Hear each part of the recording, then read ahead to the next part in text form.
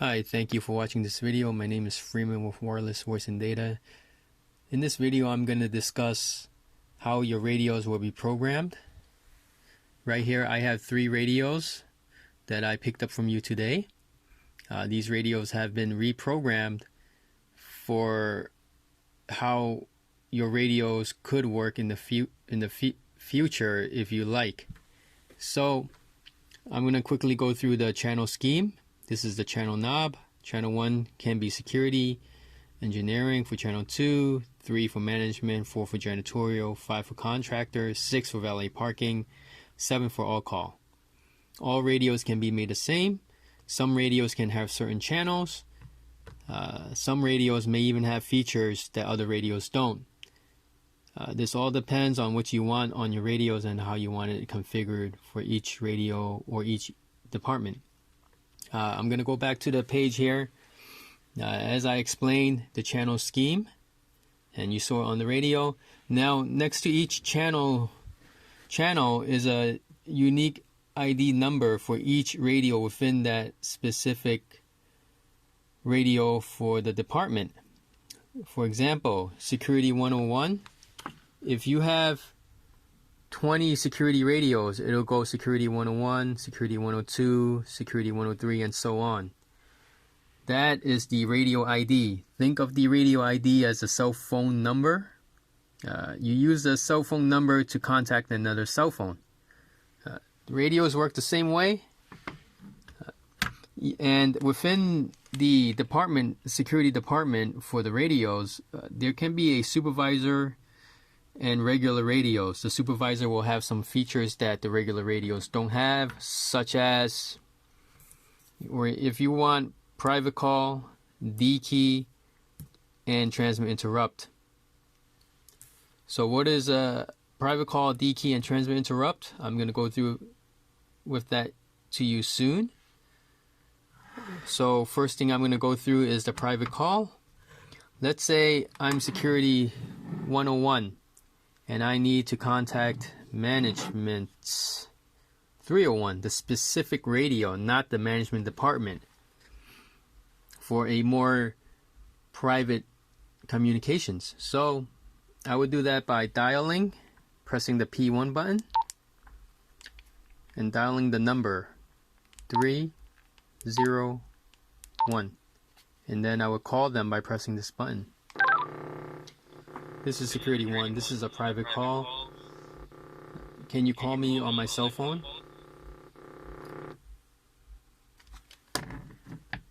So that is a private call, and management has a certain time to answer back before management goes back to their physical channel that they were on. It even shows missed call, and they can call them back later by pressing private call or just going back to the original channel, to their channel, and calling them. So that is a private call. Private call works with any radio as long as the user knows the phone number, or the radio ID number, excuse me. Next step is group call. What is group call? It is your normal everyday use channel. An example is, if I'm on management channel and I call on it, every other person who's on the management channel will hear it. Next one is all call. All call is a special feature, so it is in the all call channel. If there's a critical emergency, I can go to the all call. I make the call, and even if engineering is on their engineering channel or security is on their security channel, my call will come through. There's an emergency on the 4th floor. Need your assistance. 4th floor, room 401. So that is the all call. Next one is the D key. The purpose of the D key is when, example of this is engineering is in a crawl space and they accidentally hit this button and they tie up the whole channel. They tie up the whole channel and no one else on engineering can talk. So an engineering radio or management radio on that channel will hear it because it's keying it up by accident, and they will press the D key button, this one, and I'm going to quickly show you. Tying up the channel.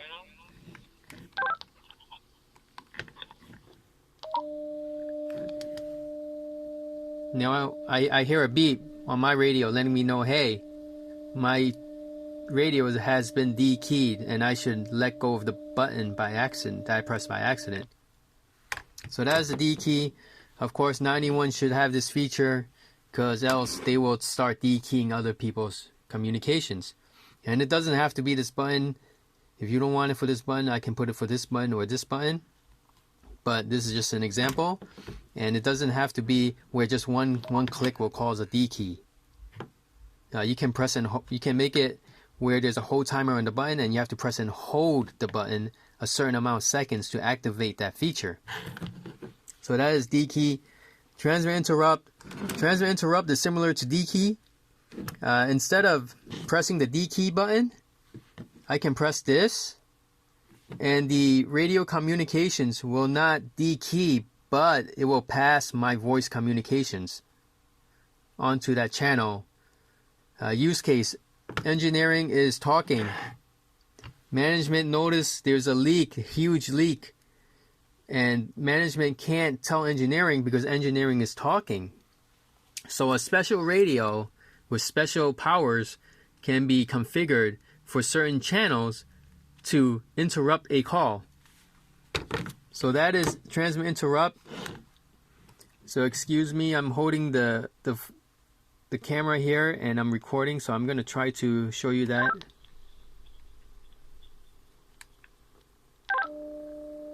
Call interrupted. Call interrupted. So as you can see, I interrupted the call. So the user who's transmitting won't be able to hear it, but they will get a beeping tone, beep, and everyone else who's not transmitting on that channel will hear my voice communications. So that is transmit interrupt.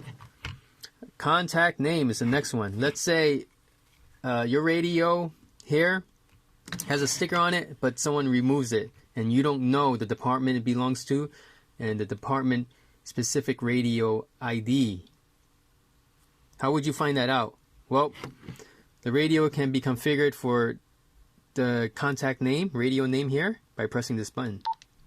So, okay, so this belongs to the management department and the radio ID of this specific radio is 301.